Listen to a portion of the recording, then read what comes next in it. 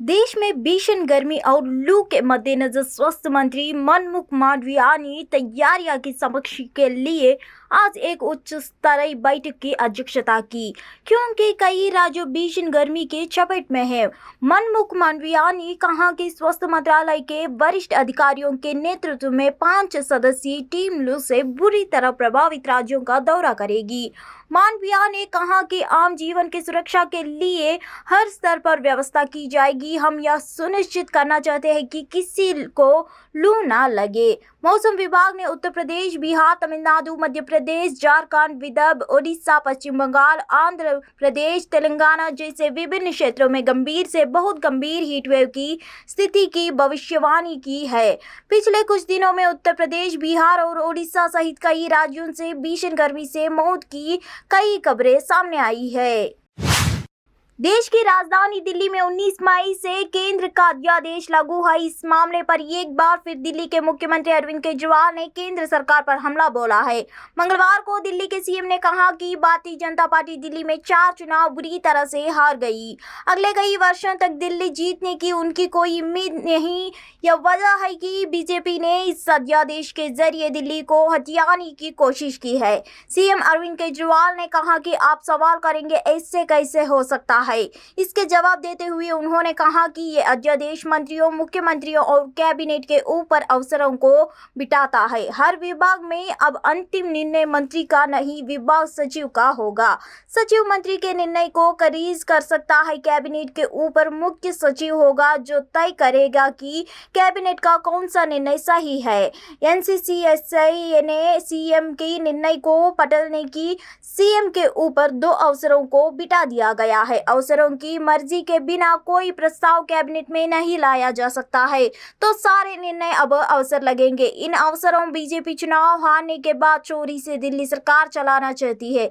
इससे पहले दिल्ली के सीएम अरविंद केजरीवाल ने उपराज्यपाल विनय सक्सेना को एक चिट्ठी लिखकर देश की राजधानी में बिगड़ती कानून व्यवस्था पर चिंता जताई थी। अपनी चिट्ठी में उन्होंने कहा कि दिल्ली की हालत चिंताजनक है। दिल्ली का हर नागरिक खुद को असुरक्षित महसूस कर रहा है। दिल्ली की कानून व्यवस्था के लिए सीधे एलजी विनय सक्सेना और गृह मंत्री जिम्मेदार माना है। इसके अलावा उन्होंने जिक्र की दिल्ली की हालात में सुधार के लिए उनकी सरकार हर स्तर पर केंद्र और दिल्ली पुलिस के साथ सहयोग करने के लिए तैयार है।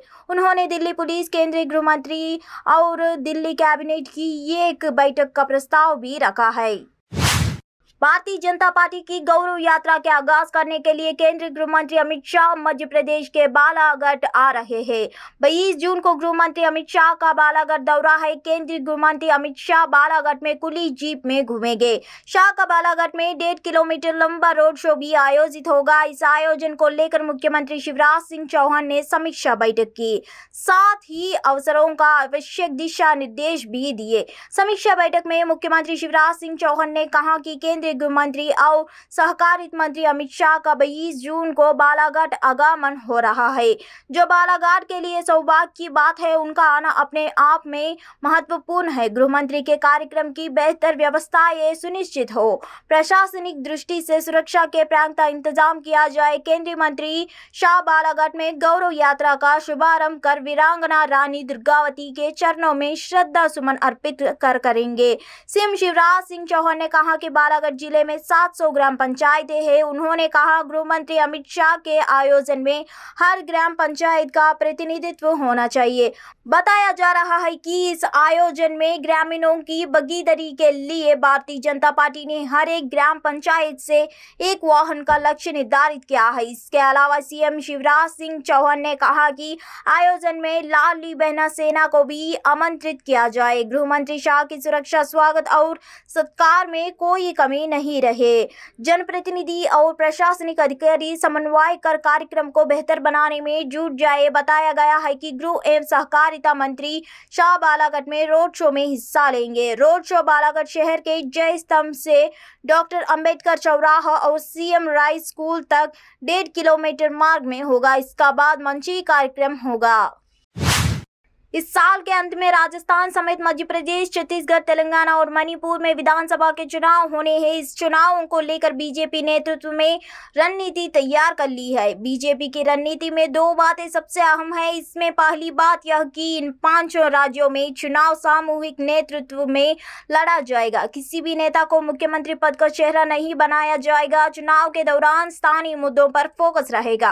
राज्य के नेताओं और मुद्दों को आगे रखा जाएगा। इसके साथ ही बीजेपी ने तय किया है कि राजस्थान में दलितों, पिछड़ों और महिलाओं को चुनावी मुद्दा बनाएगी। बीजेपी के एक वरिष्ठ नेता ने अखबार दैनिक भास्कर को बताया कि छत्तीसगढ़, राजस्थान व तेलंगाना में सीएम प्रोजेक्ट नहीं किया जाएगा। वहीं मध्य प्रदेश में, मणिपुर में बीजेपी की सरकार है, इसलिए वहां सीएम का चेहरा प्रोजेक्ट करने की जरूरत नहीं है।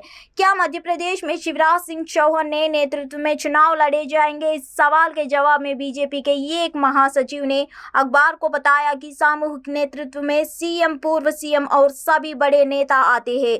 सीधे तौर पर कहे तो यह बीजेपी बनाम कांग्रेस की लड़ाई है। वह बीजेपी के महासचिव और राजस्थान में पार्टी मामलों के प्रभारी अरुण सिंह ने बताया कि राजस्थान में दलितों, पिछड़ों की दुर्दशा, महिलाओं की उत्पीड़न, भ्रष्टाचार, तुष्टीकरण और वादा खिलाफी को चुनावी मुद्दा बनाया जाएगा। उन्होंने कहा कि इन मुद्दों की लोगों के बीच में चर्चा है। बीजेपी इन मुद्दों को चरणबद्ध तरीके से उठाएंगे। उन्होंने कहा कि हम लोगों को बताएंगे कि सरकार बदलने हम इन मुद्दों को कैसे हल करेंगे। मध्य प्रदेश विधानसभा चुनाव में अब महज 5 महीने के समय ही शेष बचा है। ऐसे में अब भारतीय जनता पार्टी ने आज से अपने जनसंपर्क अभियान की शुरुआत की है। बीजेपी कार्यकर्ता घर घर पहुंचकर भारतीय जनता पार्टी की जनहितैषी नीतियों से लोगों को अवगत कराएंगे। इसी कड़ी में मंगलवार को सीएम शिवराज सिंह चौहान हुजूर विधानसभा क्षेत्र पहुंचे और जनसंपर्क किया। भारतीय जनता पार्टी के आज से शुरू अभियान के अंतर्गत मुख्यमंत्री शिवराज सिंह चौहान भोपाल की हुजूर विधानसभा क्षेत्र पहुंचे। यहां हुजूर विधायक रामेश्वर शर्मा के साथ सीएम शिवराज सिंह चौहान ने लोगों से संपर्क किया। इसी कड़ी में भारतीय जनता पार्टी के प्रदेश अध्यक्ष विष्णु दत्ता शर्मा ने भोपाल की उत्तर विधानसभा क्षेत्र के बूथ क्रमांक 126 में पहुंचकर जनसंपर्क अभियान का आगाज किया, जबकि प्रदेश संगठन महामंत्री हितानंद शर्मा ने भोपाल मध्य विधानसभा क्षेत्र के बूथ क्रमांक 180 में जनसंपर्क किया।